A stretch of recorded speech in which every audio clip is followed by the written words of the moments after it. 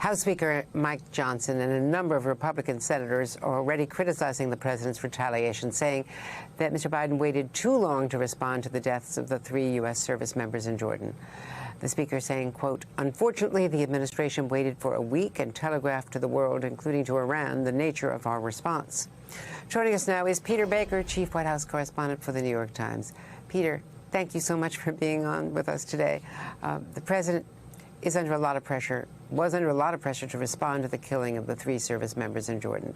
And some Republicans, as you know, were calling for direct strikes against Iran territorially.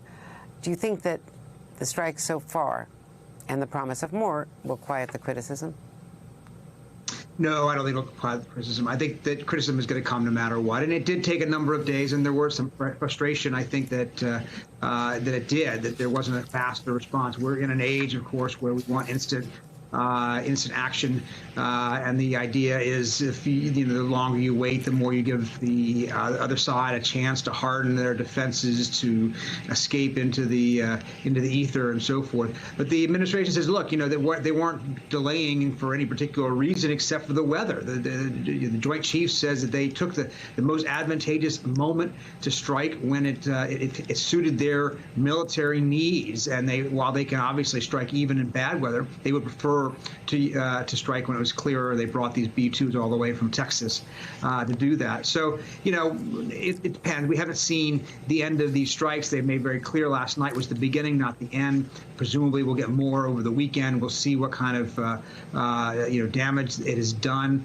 It's obviously still early in that regard. We don't know yet the extent of it, but it does seem pretty clear the president does not intend to strike inside Iran. That, in his view, is too far up the escalatory ladder, to use the phrase that they like to use. That they may do that at some point down the road, but they don't want to do it at this point. They had long used, for decades, they used that original authorization of the use of force from the Iraq War as the legal justification for taking a lot of actions in the region. That was finally withdrawn, and now you've got Ben Cardin, the chairman of the Foreign Relations Committee, complaining that there should have been congressional approval, at least he said that beforehand, for any Middle East strikes. There apparently was notification, probably for the Big 8, the leaders and top committee chairs. Do you think that's an issue? There's always a war powers, push and pull through between the congressional branch and the White House. Yeah, there is, obviously, and that's natural. We've divided war powers in our system, and the president has taken more and more of that over the years. But, look, I don't know any president who wouldn't have gone ahead with a strike like this or, waited for Congress. The one time I saw a president do that was when President Obama waited to decide, for Congress to decide, whether to take reprisals against Syria for a chemical weapons attack against its own citizen. Ultimately, he didn't take that strike. There was sort of reluctance in Congress to authorize it, but that wasn't against American troops. In this case, it's a direct response to the killing of 3 American troops. That's very traditionally within the commander-in-chief's ambit, at least as it's been practiced in modern times. So, yes, there'll be tension over that. There's tension over the provision of weapons, for instance, to Israel without more congressional oversight. For instance, the administration has authorized certain weapons to be provided to Israel without waiting for Congress. And I think that's got some Democrats on the Hill frustrated as well.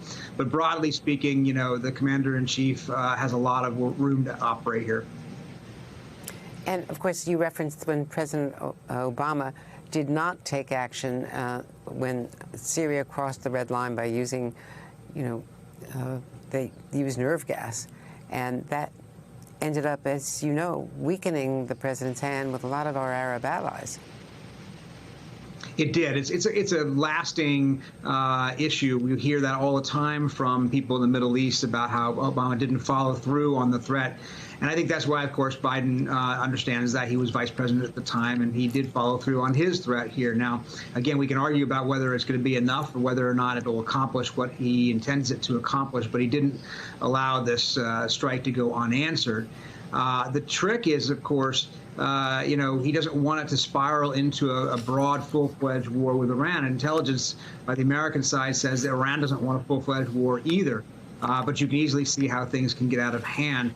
At the same time, if you don't take a retaliation strike the strong enough officials reason, then all you're going to do is simply keep it going. And these low-level attacks, we've already had 160 of them since October 7th. The vast majority of them very unsuccessful. But at some point, you get a lucky drone get through, lucky from the point of view of the enemy, as it did on Sunday, and somebody gets killed.